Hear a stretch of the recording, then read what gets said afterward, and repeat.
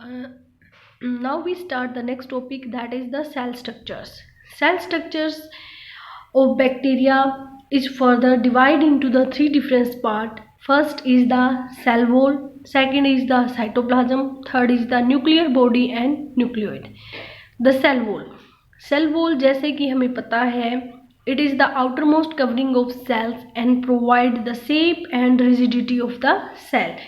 Outer most protective covering होती है जो हमारी सेल्स को शेप और उसको एक रिजिडिटी यानी कि एक स्ट्रेंथ प्रोवाइड करती है. It also protect the protoplasm from mechanical injury से उसको प्रोटेक्ट करती है. In E coli and other gram negative bacteria the cell wall is made up of 2 layers. जैसे हमने पहले पढ़ा था, ग्राम पॉजिटिव जो होता है उसकी सेल वॉल सिंगल लेयर्ड होती है, but in case of gram negative जो हमारी सेल वॉल होती है वो डबल लेयर्ड होती है. Outer layer and inner layers. जो आउटर लेयर या इनर, सबसे पहले हम करते हैं इनर लेयर.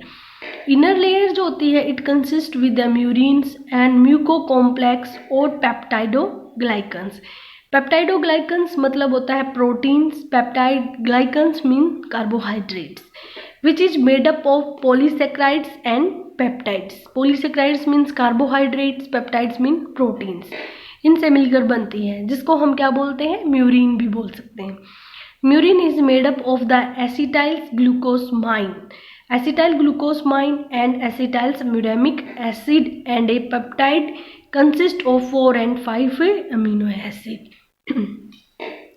म्यूरिन भी हमारा क्या होता है, पेप्टाइडोग्लाइकन है जो 2 चीज़ों से बनता है, carbohydrate and protein.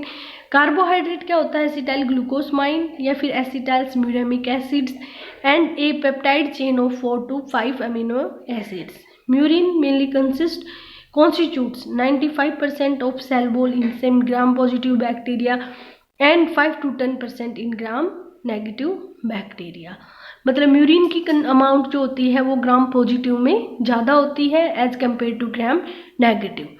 Then outer layer is made up of the lipid, non cellulosic polysaccharides and protein tubules. It should noted that the cell wall of gram positive bacteria is single layer and made up of the murein only. Then capsule and slimes layer.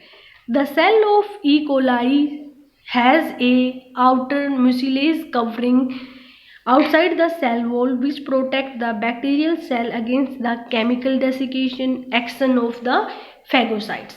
मतलब कुछ ऐसे bacteria होते हैं हमारे जिनकी cell wall एक और outer most protective mucilage covering से सराउंडेड होती है जिसको हम कैप्सूल या फिर क्या बोलते हैं, स्लाइम्स लेयर भी बोलते हैं, जिसका मेन फंक्शन क्या होता है, बैक्टीरिया को बचाना फ्रॉम केमिकल एक्शन से या फिर फेगोसाइटोसिस से.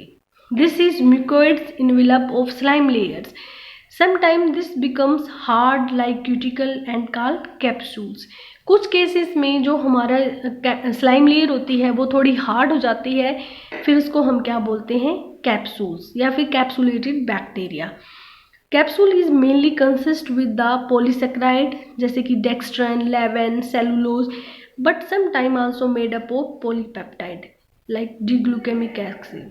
Capsules is protecting in functions and resist phagocytosis. Then flagella and sex pili. Flagella in E. coli is a peritrichous type of bacteria bearing several hair-like structures on the entire body known as flagella. Flagella का size 4 to 5 micron long and 12 to 15 micrometer in the diameters. The flagella is a single-stranded monofibril structure made up of a protein is known as fibrils. और जो हमारा flagella होता है इसके 3 part होते हैं, basal body attach to the plasma membrane, then hook and a filaments. The basal body and hook form the lower thicker part of flagella. Then in some bacteria flagella के साथ साथ एक other structure होता है जो minute hair like protoplasmic projections is known as pili. The pili are the 3 to 5 micron in diameter and important for the attachment of bacteria. Mainly it is important for attachment of male cells to the female cells and important for sexual reproduction is known as conjugations, इसलिए इसको हम क्या बोलते हैं, sex period. Then after that there is known as cytoplasmic membrane. Cytoplasmic membrane, जैसे हमारी plasma membrane को ही हम साइटोप्लाज्मिक मेम्ब्रेन बोलते हैं because it present outside the cytoplasms. It is mainly 20 to 40 angstrom thick and semi-permeable in natures. It is mainly made up of 3 layers lipoprotein structures and rich in the oxidative enzyme which is important for the respiration. That's why it is known as respiratory membrane.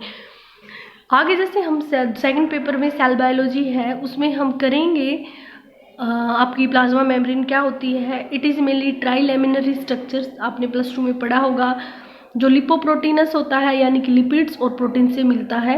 In case of bacteria इसके अंदर कुछ oxidative enzyme होते हैं that is important for respiration, that's why that membrane is known as respiratory membrane. In bacteria component of electron transport chains are located in the plasma membranes. Then जो हमारा next part है that is cytoplasm.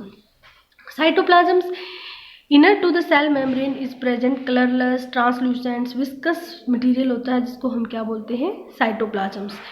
It is aqueous solution of salt, sugars, amino acids, vitamins, coenzymes, मिजोसोम्स, ribosomes सब इसके अंदर present होता है। It is also consist with the food material in the form of glycogens, lipids, globules. The membrane-bounded structures like mitochondria, plastid, endoplasmic reticulum, nucleus are absent in the bacterial cells. क्योंकि ये क्या है, एक prokaryotic cell है इसलिए membrane bounded organelle इसके अंदर absent होते हैं। But in bacterial cell, a special type of structure is present is known as mesosomes.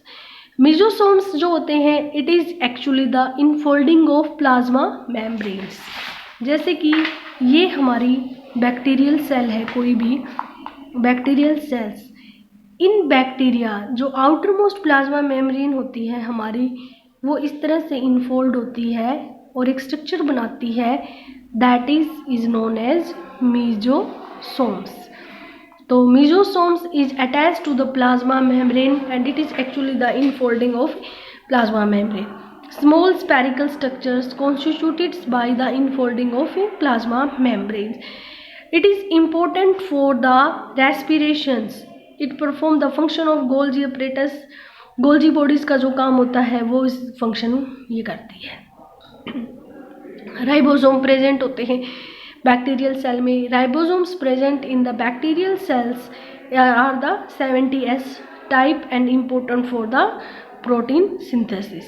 Then nuclear body. Nucleus body जैसे हमें पता है कि इसको हम क्या बोलते हैं, न्यूक्लियोइड भी बोलते हैं और जीनोपोड भी बोलते हैं। क्यों? क्योंकि जो इसका DNA होता है उसके बाहर कोई भी मेम्ब्रेन नहीं होती है।